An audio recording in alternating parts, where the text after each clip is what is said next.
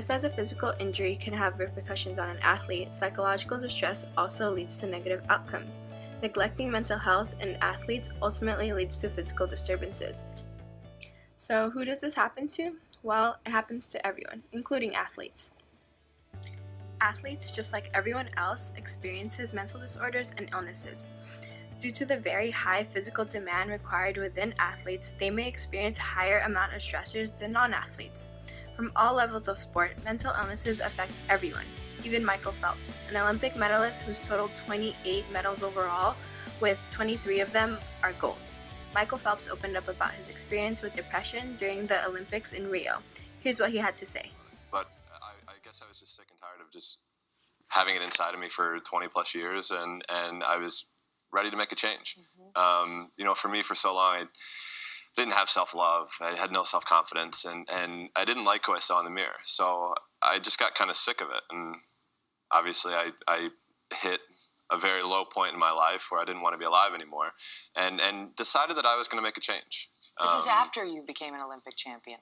Well, this is after four Olympics. Right. So a couple of them. This is after a couple medals. So there may be a lot of people out there wondering, how can that be? How can that be? You were so successful. But I mean, it's we all go through things. We all go through struggles, right? There's probably everybody in this room that goes through struggles the same exact way, and I think that's what we all have to realize. Like, yes, like I've been successful in what I've done, but it doesn't make me superhuman. It just makes, for me, I was very goal-oriented and very passionate about what I was doing and wanted to be the best. So, for me, I was able to do that. But, I mean, I put my pants on just like everybody else does. So it's like, it's just something that every single person goes through. And for me, I was sick and tired of compartmentalizing things that I didn't want to talk about. And I just opened up. And honestly, since then, my life has become easier. The biggest thing is just being able to open up. And like I said, just understand that it's okay to not be okay. Like, none of us are perfect in this world. None of us are. So not even Michael Phelps. No, hell no. But just those little things that I've been able to learn and just to talk to people, like, you feel better. Like for me, like I know how important mental health is in my life, and I'm fine.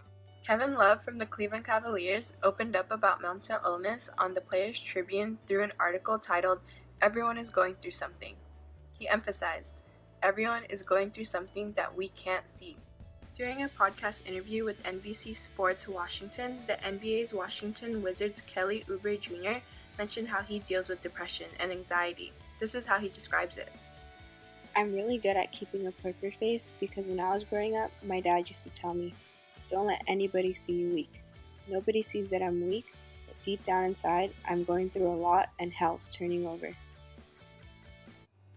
The stigma of mental illness with athletes who have experienced depression and anxiety, just to name a few, happens to everyone. Even with the highest amount of trophies and accolades, does not protect someone from mental illness, just like how it affected Michael Phelps.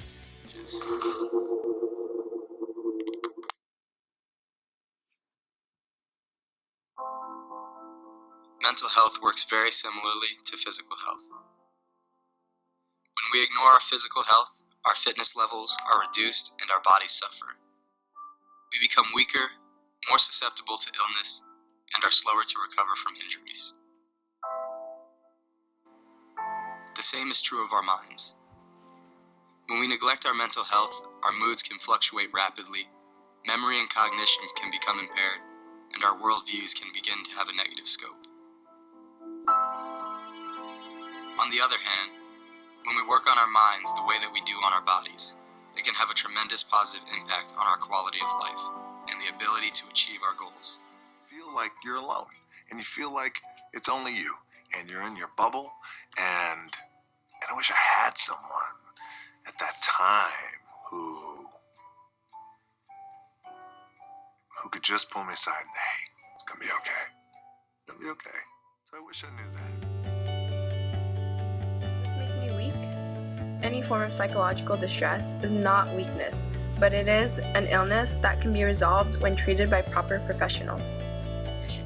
Well, he made some great points in terms of saying that, having consistency, having structure, and having support are huge issues to deal with anxiety. What I say is that the core of an anxiety disorder is a feeling of helplessness. Whether the onset is genetic in nature, which sometimes they are, or whether there's life experiences that may feed that, we have to do what we can do to help that person feel more Is there a bias against people who may have anxiety or mental illness, do you think? I think that that's decreasing, but in some ways there are, and I think depending on the culture and the culture of the NBA or professional sports where you're supposed to be strong in mind, body, and spirit, they don't understand that sharing those weaknesses is really strength. Hey, I've got to run. Although the very few athletes that have recognized and acknowledged their mental health issues is not always the case for all athletes. This is why it is very important for coaches and athletic trainers to be very attentive to signs that an athlete may be experiencing psychological distress.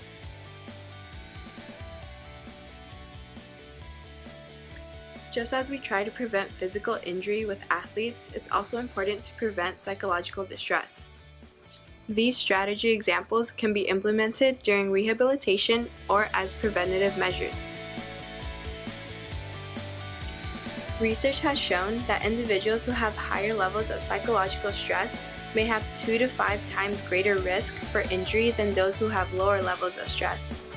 The stress injury model highlights the psychosocial antecedents that influence how an athlete interprets and responds to stress, and depending on their stress response will be an indicator of their risk for injury. Components such as an athlete's personality, history of stressors, and coping resources are important to consider when they encounter a stressful situation. One of the crucial elements an athlete requires is a stable and strong support network. Like any human, it's very difficult to be taking on the world alone. Social support is multidimensional and also varies in each athlete. Just like every individual, we are not all the same. Therefore, each athlete's individualization is considered in regards to identifying their social support needs.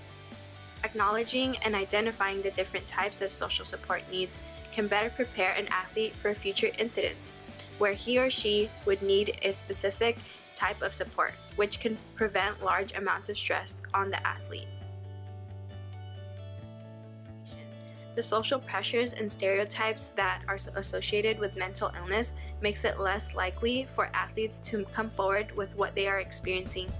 In the many interviews with athletes that I saw, they spoke about their experience with mental illness and mentioned how they wish they told someone about it. Two-way communication is critical when allowing the athlete to verbalize any concerns or questions, which then can be addressed accordingly in that moment. More recognition and awareness in professional sports should be incorporated in the overall wellness of the athletes. Just as athletic training, physical therapy, strength and conditioning are a part of the regimen, mental health checkups should also fall under the same umbrella of needs for an athlete to prevent severe injury.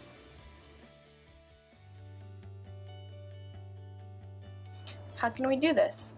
Well, it's always the little things that make the biggest impact. Introducing the mental health professionals to coaches and athletes at the same time athletic trainers are introduced to team physicians can make all the difference.